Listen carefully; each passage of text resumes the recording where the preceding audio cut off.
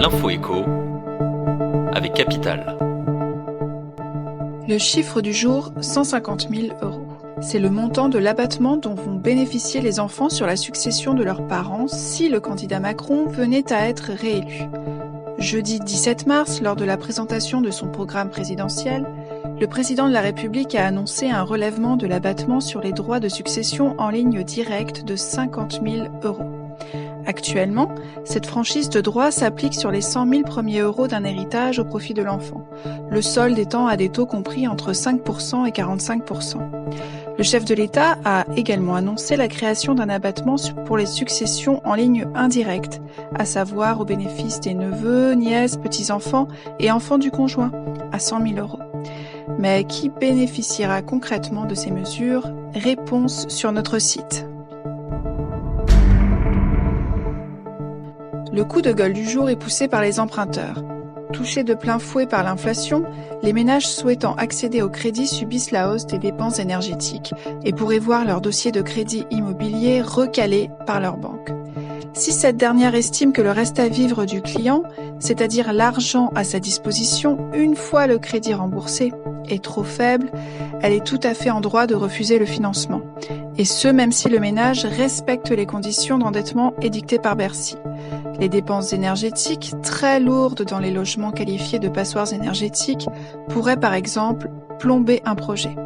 La solution consisterait donc à intégrer les coûts de rénovation énergétique dans l'opération. La banque peut alors prévoir une rallonge de crédit ou exiger une épargne de précaution supplémentaire. Des conditions difficiles à remplir pour les dossiers ric-rac. L'info pratique capitale. Pour faire face aux conséquences de la guerre en Ukraine sur le prix du gaz, dont une partie est importée de la Russie par la France, le gouvernement sort l'artillerie lourde.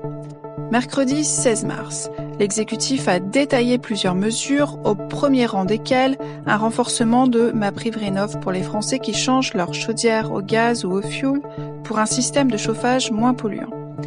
Entre le 15 avril et le 31 décembre 2022, les aides accordées pour le remplacement d'une chaudière à énergie fossile par une pompe à chaleur ou une chaudière biomasse seront augmentées de 1 000 €. Au total et en intégrant les certificats d'économie d'énergie, une pompe à chaleur RO, 10 000 € minimum, sera ainsi remboursée jusqu'à 9 000 € pour un ménage très modeste.